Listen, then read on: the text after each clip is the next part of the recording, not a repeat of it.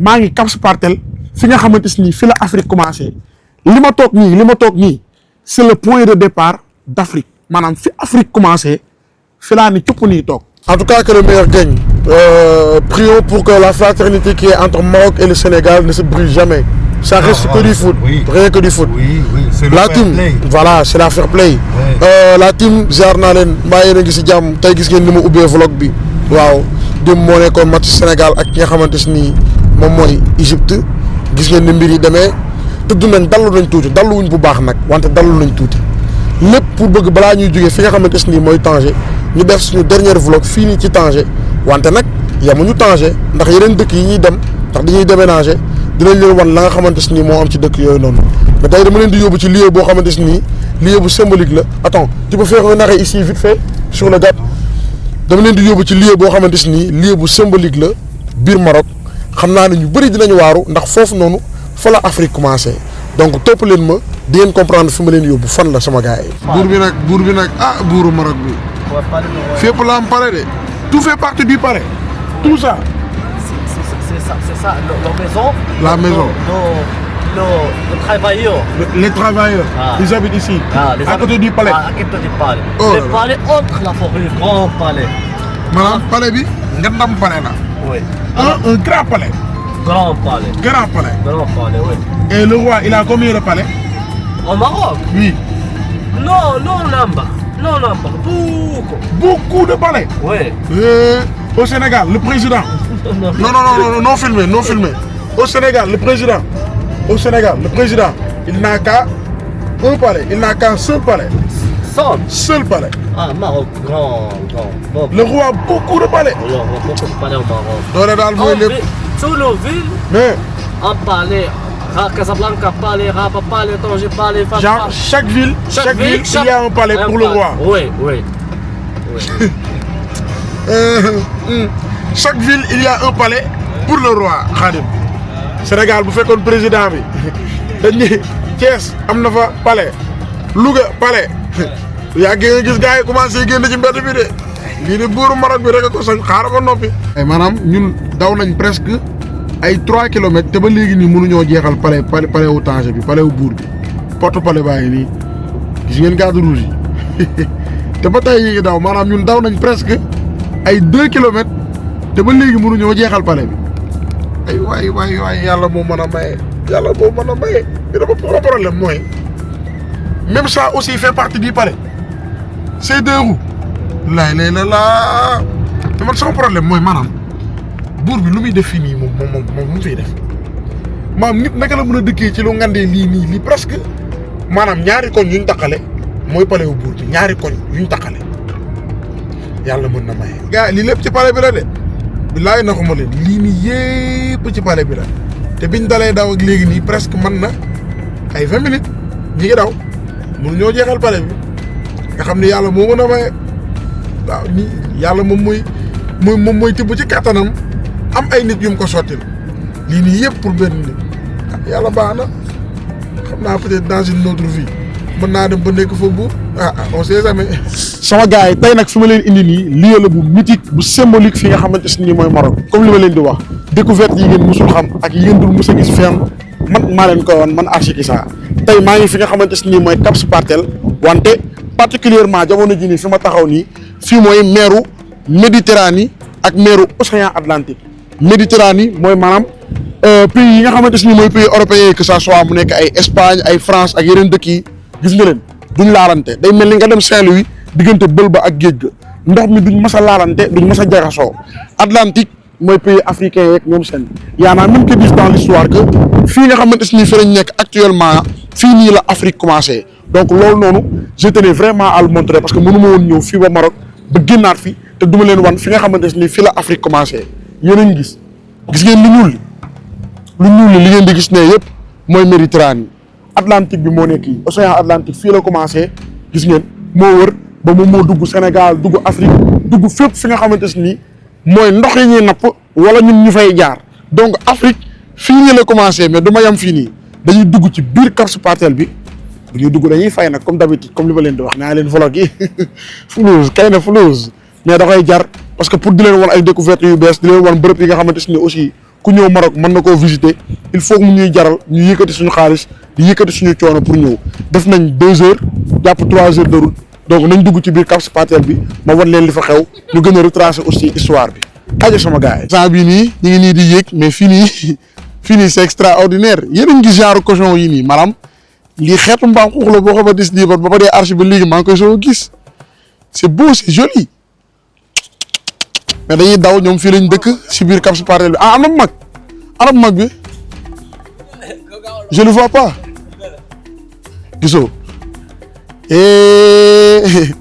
xeetu mbaam xuux bii moom xam naa ne raar na mbaam xuux bii moom bokkut ak yi nga xamante ni dañ leen di jàpp Sénégal ñu leen dóor ay yat ak lu ne donc gars yi instant bii nii ñu ngi yéeg parce que Cap Patel fee moo nekkoon entrée bi mooy fi ma leen wan noonu ku ñëw foofu noonu foofu ngeen njëkk a gis diggante Méditerranée ak fi nga xamante ni mooy océan Atlantique maanaam fi ma leen njëkk a wan Afrique foofu noonu la commencé c'est très bizarre l'Afrique a commencé ici au Maroc c'est très extraordinaire moo tax lii nii dafay baax nit yi di ko xam day baax aussi nit yi di ñëw di ko découvrir instant bii nii ñu ngi yéeg si montagne bi nii pour dem fi nga xamante ni mooy biir Cap Patel defal leen visite bu baax te dinaa leen waraat tamit beneen affaire boo xamante ni mi ngi ci xaalisu Maroc gi non tey vous allez être choqué voilà actuellement ñi ngi approché wu parc bi yéen a ngi gis déjà touristes yi ñu ngi fii nii maam il faut savoir que am na ay nations yoo xamante ni dañuy jógee dëkk ak dëkk seulement pour di ñëw di visiter ci yenn lieux yi nga xamante ni ay lieux yu emblématiques la te ñëw fi nga xamante ni fa la Afrique commencé foog naa ni loolu noonu c'est un honneur pour tout Africain ah ouais parce que connaître son histoire aussi y a pas mieux baax na ñuy toppandoo nit yu weex yeeg ñoom seen mais connaître son histoire c'est important. ay mbaam xuux niveau lañ de parce que boo yoree lekk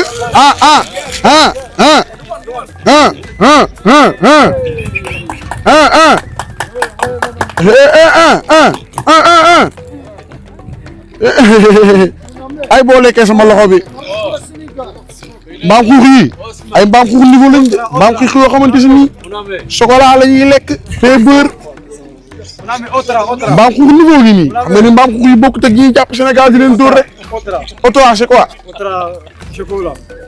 encore kii comme réew yi ne lay bañ nañ dugg ma xoolal leen Cap Patel merci beaucoup sama gars yi yéen a ngi gis dessin bi nga xamante ni moo nekk ci billet 200 bi wan leen ci ginnaaw moom laa nekk nii maanaam ci biir Maroc seen bépp billet boo jël lieu bi nga xamante ni moom moo nekk ci design bi am na Sénégal comme Sénégal di ngay gis am na yoo xamante ni am nay avion am nay lieu mais fii nii seen billet yi bii mooy billet bi nga xamante ni moom moo ci ëpp mooy billet 200 dirham bi 200 dirham mooy 12 000 francs CFA bërëb bi boo ci gis jàpp ni lieu bu symbolique la donc fi ñu nekk nii actuellement mooy Cap Patel je tenais à faire ça je tenais à venir ici pour wan gars yi fi nga xamante ni mooy Cap Patel yéen a ngi gis ñu nekk sama ginnaaw ñi nii ñëpp ay touristes lañ yoo xamante ni dañoo ñëw pour xam histoire Afrique parce que comme li ma leen di wax Méditerranée bi moo nekk nii océan Atlantique moo nekk nii donc Afrique fii nii la commencé wante du ñu yem fii nii dañuy dugg ci biir Cap Patel wan leen lieux yi nga xamante ni boo leen fi ñëwee di ngeen ko mën a visiter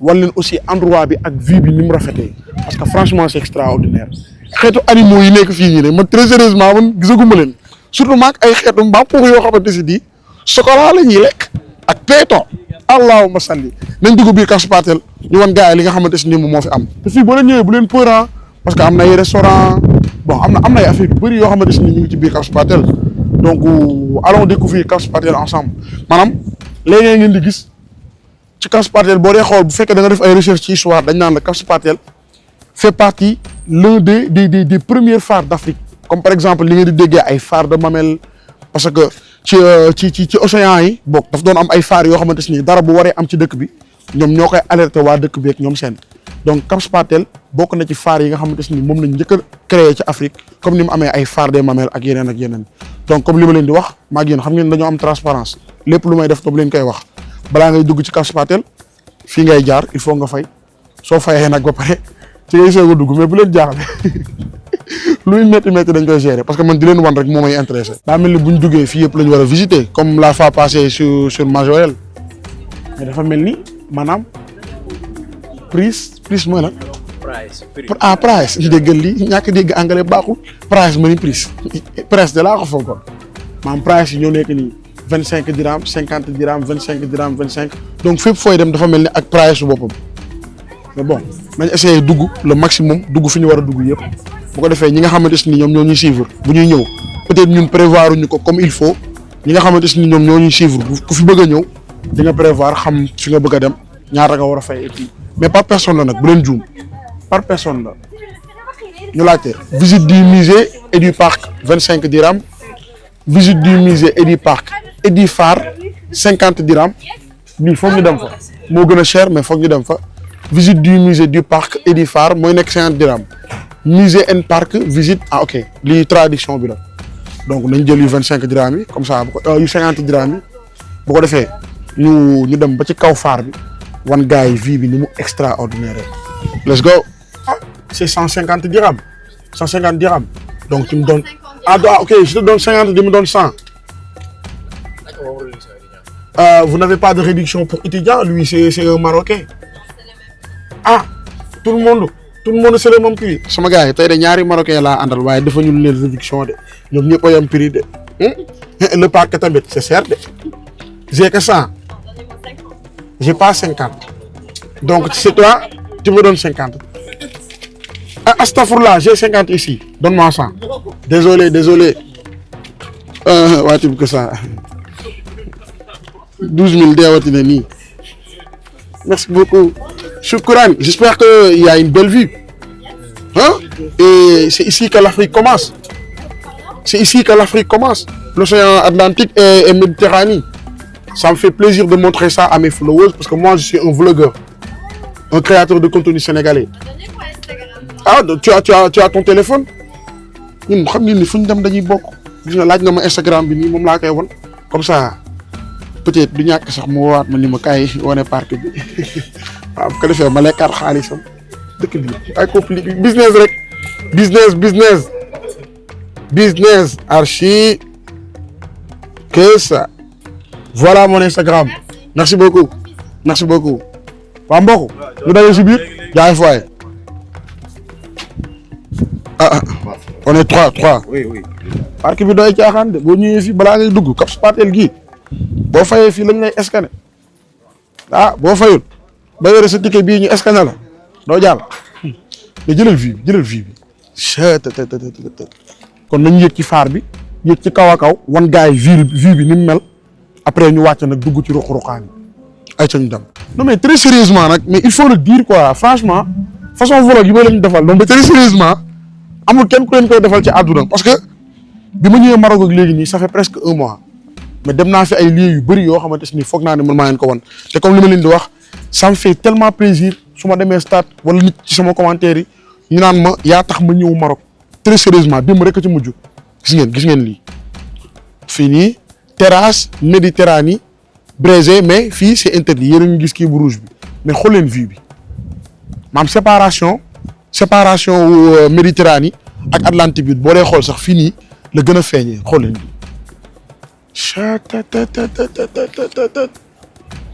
man sama problème du maanaam séparation bi de parce que lii yàlla la diggante ñaari séparation yi mu mel ni bël ba ca Saint-Louis nga xam ne ñaari ndox yi duñ laalante lii man jaaxaluma parce que lii yàlla la mais ki tabax fii man dama étonné wu sérieusement dama jaaxle parce que man foogoon naa ni parc Majorel su ma demagul ci Maroc yëpp moo dàq mais nekkatee man li may wër di def ay 5 heures de route Tanger gi ma nekk 3 heures de route wala 2 heures de route am na bërëb yoo xamante ni mel na nii mais ici c'est beau c'est joli la vie elle est magnifique il faut que mes abonnés savent ça.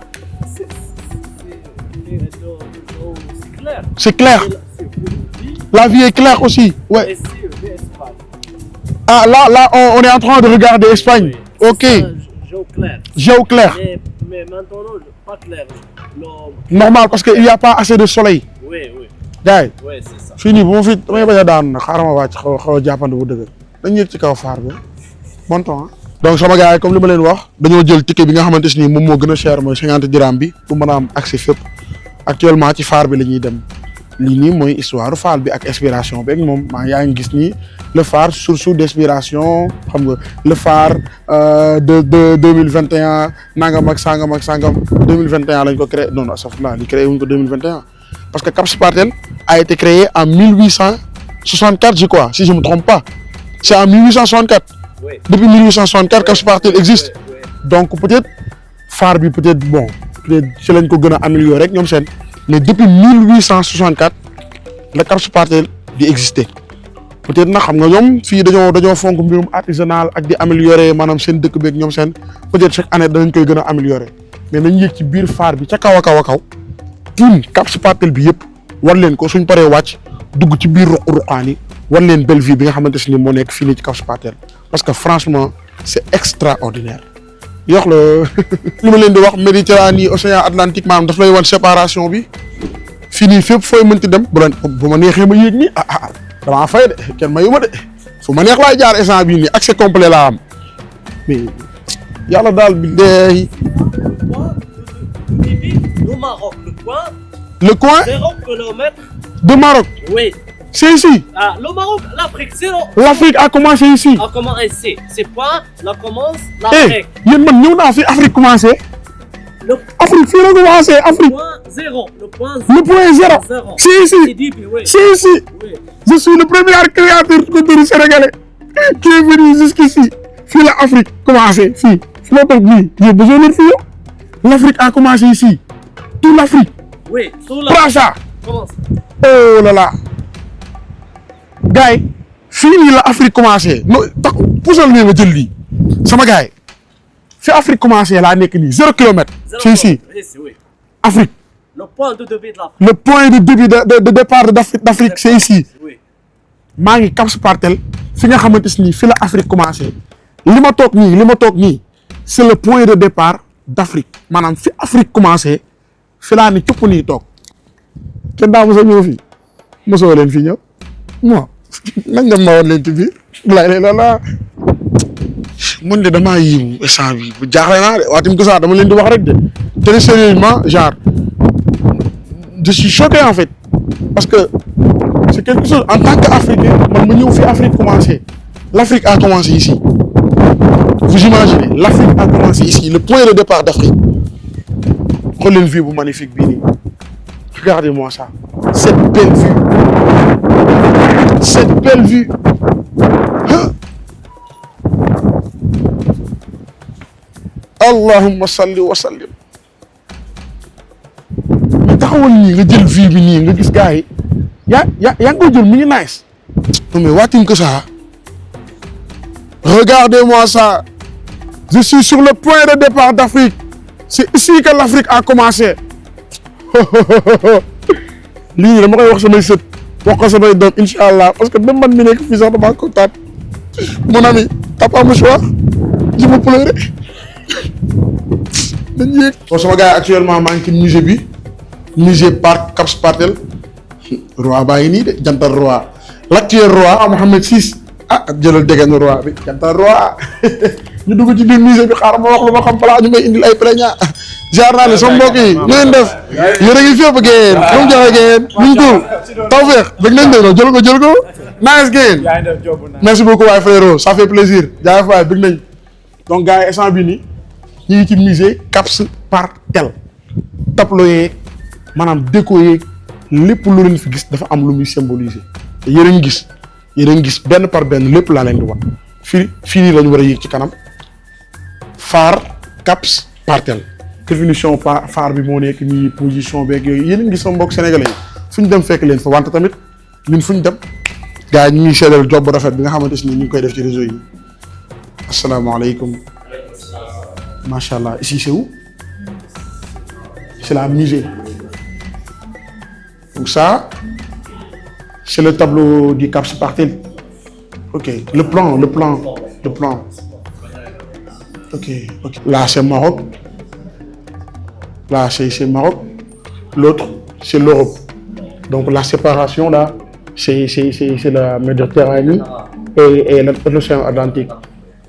Allahu Akbar. Et ça veut dire quoi? C'était une bataille. Non, c'était en 1911. The Battle of Cap Spartel. Ok, the Battle of Cap Spartel, c'est la guerre du Cap Spartel. Donc il y avait une guerre ici en... Ok.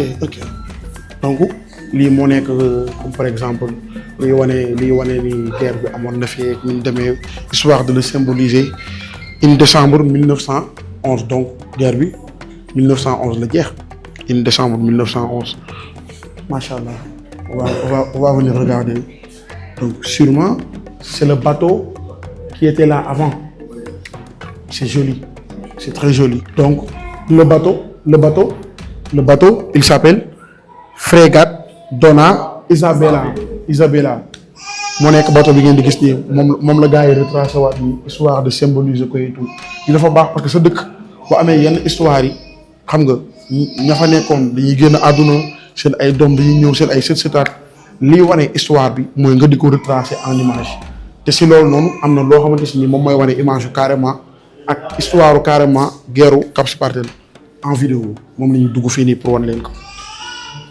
Bonjour frérot, ça va bien? Alhamdulillah.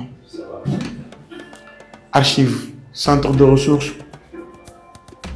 D'accord, donc la vidéo va se... Cette chambre expliquer l'histoire de Cap Skirring. En vidéo, en français. Ça recommence. Ok.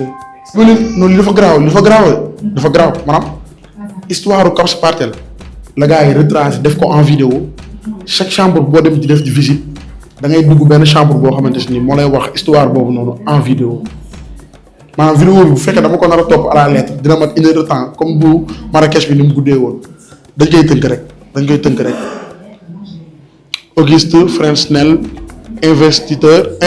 inventeur de l'anti Fresnel moom histoire am lañuy expliquer fii nii yéen a ngi gis en image et tout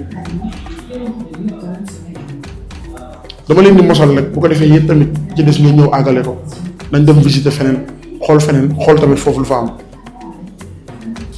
yéen a ngi gis nii jëlal lii en image mu leer soril tuuti maam Cap Skirring bi yëpp moo nekk nii plan wu Cap Skirring bi architecture Cap Skirring bi phare bi yéen a ngi koy gis nii ñu ngi ci kanam tuuti fii la ñu war a yéeg parce que comme li ma leen di wax ticket bi ñu jënd ticket la boo xamante ni da ngay am accès ci parc bi yëpp mais ça c'est joli et c'est extraordinaire tukki dafa baax quoi parce que dafa lay permettre ngay découvrir ay mbir yoo xamante ni doo ko comprendre donc yi ngeen di gis tableau bu nekk yéen a ngi gis ñu ci def 1861 1863 1864 yii nii yëpp ay histoire la yoo xamante ni ñi nga xamante ni par exemple ay histoire la yoo xamante ni xewoon na ci biir Cap Skirring léegi pour ne pas que ñuy fàtte seen histoire ak li nga xamante ni jotoon na fi am dañ koy retracer di ko def si ay tableau boo defee tableau boo ci lire rek boo wàccee ci suuf dañ lay wax histoire boobu la fa xewoon lan moo taxoon mu demee noonu et tout donc tout ça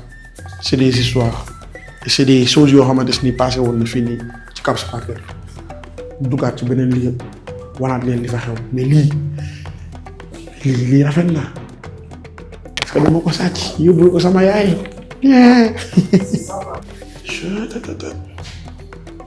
xeer bi moom mooy lan horloge solaire dimension H5,5 matériaux laiton et verre fonction éclairage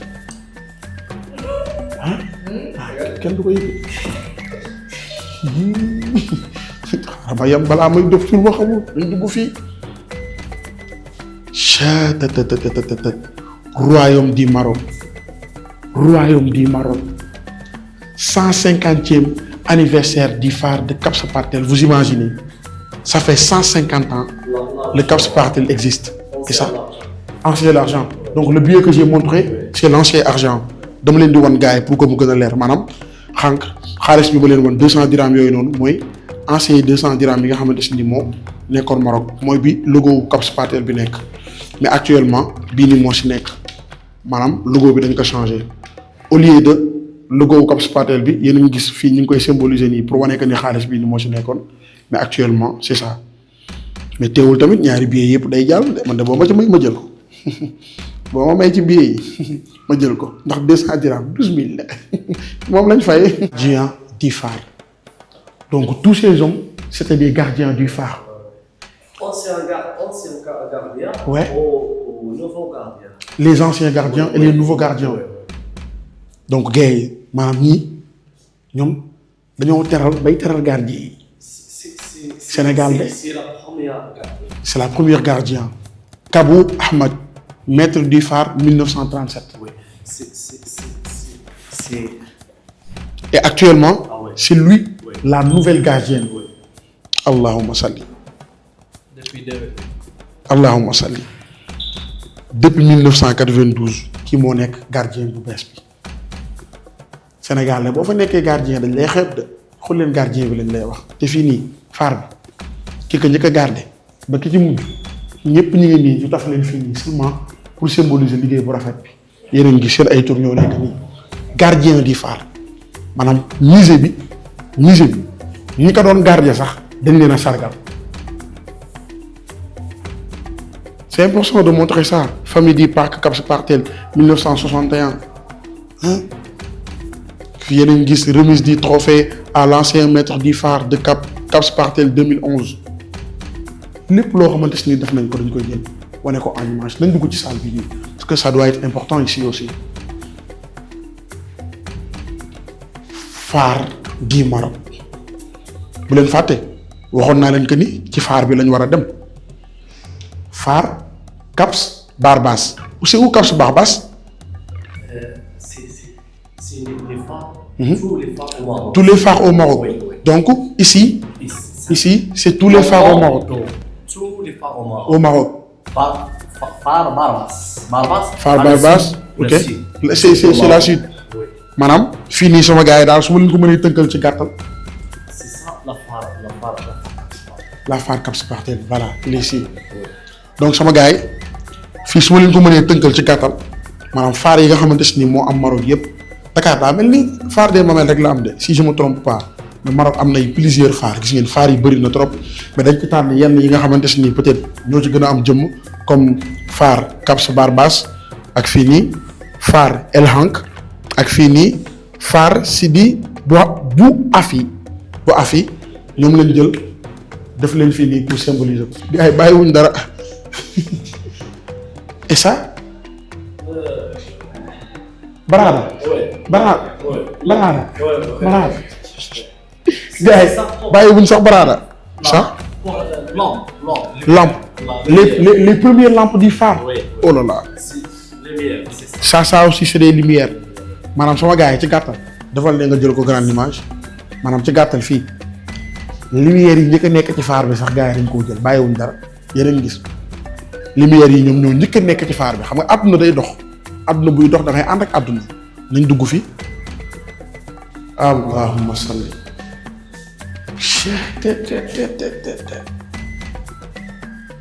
night with you at length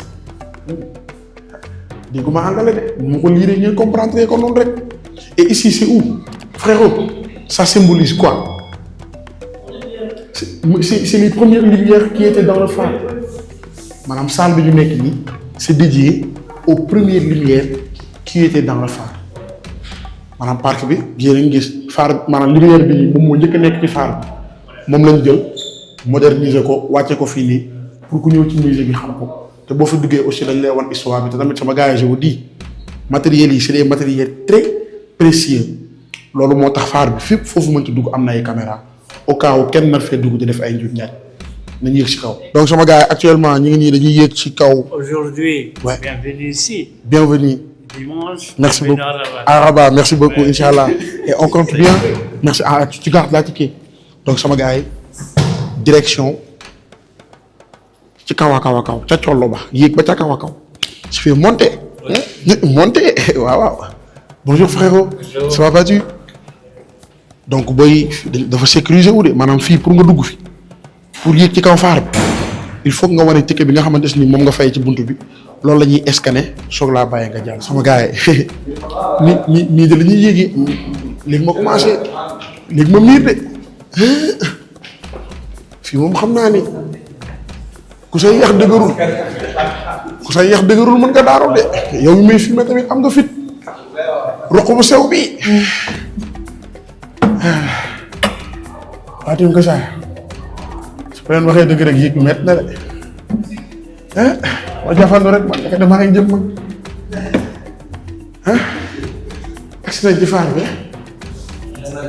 nga ni defaat na nit te yéegoo maa ngi wàcc ah déjà rek yéegaguñ ci kaw faar bi ci kaw a kaw ak li ñu yéeg li ñu soree yëpp te instant bi rek yéen a gis vue bu magnifique bii nii maanaam ñun déjà dañoo tiim fi nga xamante ni mooy Cap Spartel te yéegaguñ ci kaw de yéegaguñ ci kaw des na lu sew lii nañ dem àgg nañ de alhamdulilah agsi nañ jàmm ci kaw faar bi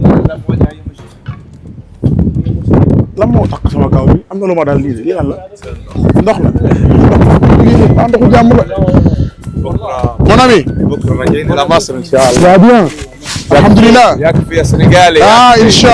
inshallah final Sénégal va taper Maroc alhamdulilah sama gars yi dama leen ko nëbb nag de yéeg bi daa métti parce que faar bi dafa kawe alhamdulilah on est bien arrivé yéeg nañ fi nga xamante ni mooy faaru Cap Spartel là-bas fee ngeen di gis nii en vert bu njëkk armée Maroc bi fii lañ nekkoon avant que ñu leen di déménager maanaam dëkk bi di gën a développer pour que ñu dem si biir mais teewul ba tey c'est un lieu symbolique loolu moo tax dañ ko symboliser kii ko baare ko maanaam ba ku ñëw da nga mën a visiter fi nga xamante ni fi la armée Maroc bu njëkk bi nekkoon donc actuellement ñu tiim Cap Spartel lii mooy Cap Spartel maanaam fi ngeen di tiim nii actuellement ñun dugg nañ fii nii yëpp pour wan leen fi nga xamante ni moom mooy Cap Spartel mais sama gars yi dama leen di wax ku ñëw Maroc te ñëwoo fii nii lii ma dem bëri na trop mais surtout ñu nekk Tanger parce que xam naa ni la majorité ci nit yi nga xamante ne ñu ngi Tanger bu ñu gisee vidéo bi dañuy soog a xam ne am na lieu bu mel nii bu fi nekk bu ñu tudd Cap Spartel mais ku ñëw Maroc ba dem te ñëwoo fii nii dafay très sérieusement rek da nga gaaw ci histoire bu magnifique te fii mën nga fi jël ay photo mën nga fi tourner clip mën nga fi def lu nekk parce que dafa rafet te lieu bi di maanaam lu ma leen bëgg a wax rek lu may bàyyi moo koy ëpp léegi ngeen di gis yëpp maanaam loo leen gis mu mel ni ab genre kees jàpp leen ni restaurant la ak bërëb la boo xamante ni peut-être café lañ fay jaay wala ay mbir yu mel noonu donc on va visiter la phare suñ paree ñu wàcc xool lan lañ ciy dolli. la phare du Cap Spartel. Fatim Kasa nag bu leen neexee ngeen fuuy de waaw ma ne bu leen neexee yéen ngeen fuuy parce que wax dëgg fa yàlla seen waa ji jaral ngeen ko lu nekk mais lu tax ngeen jaral ko lu nekk mooy yéen jar ngeen lu ne franchement xool leen vie bu extraordinaire bi tout ça comme li ma leen di wax rek du ma mës a taay di parcourir ay kilomètres sûrement pour di leen wan bërëb yi nga xamante ni ay bërëb yu magnifique la yoo xamante ni képp koo xamante ni ñëw nga Maroc bëgg dem visiter ko di nga mën a ñëw visiter ko donc Cap Spartel mi ngi nii j'espère que découverte bi ma leen defal tey waaw parce que mosuma leen defal découverte bi ngeen ñëw kontaanuñ mais ak bu tey bi j'espère que di ngeen gën a kontaan parce que lii nii moom surtout ñu nekk Tanger fi mu toll nii dem nañ final dañoo war a dem Rabat parce que même man mi sax ci ñu war a déménager laa bokk mais foog naa ni képp koo xamante ni nekk nga Tanger balaa ngay génn Maroc war ngaa war a ñëw fi nga xamante ni mooy Cap Spartel pour découvrir histoire yu incroyable yi nga xamante ni jot na fi am. donc waa Team Kasa tey fii laa leen indi woon muy Cap Spartel nekk fii nii ci Tanger franchement personnellement je tenais vraiment à le faire xam la moo tax mooy malheureusement pour man ak samay abonnés tey moo nekk suñu dernier jour bu ñuy nekk fii nii ci Tanger parce que ku nekk xamante ne ni équipe nationale depuis le début de la CAN Tanger la ñu nekkoon mais bu ñu demee final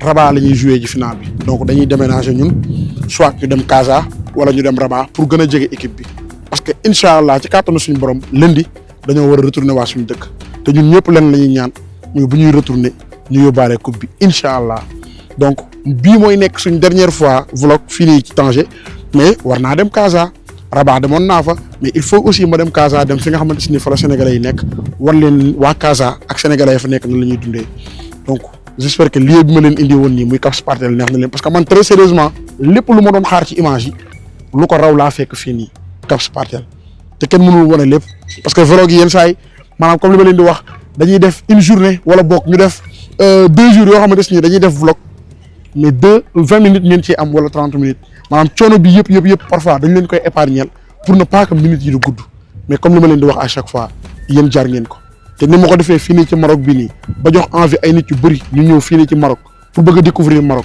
incha allah su ma retourné Sénégal fépp ci Afrique fu ma mën a dem sama doole mën ma fa yóbbu partenaires yi tamit ñu leen di woo ku mën a ñëw mu ñëwaale ndax day gën a yombal liggéey bi rek incha allah dama koy commencé ci su ma dëkk dem Casamance dem dëkk yi nga xamante ne ñoom ñoo ko wër su ma paree incha allah fépp ci Afrique dinaa fa dem wax leen li nga xamante ne moo fa xew donc comme d'habitude aimez la vidéo au maximum partagez leen ko ba mbir yi gën a yaatu commentaire yi aussi pour yéen la parce que xam naa ne beneen vidéo vlog bu leen di gis beneen dëkk lay doon ci biir Maroc waaye doon Tanger yàlla ñu yóbbu final bi ak jàmm biir Sénégal que ça.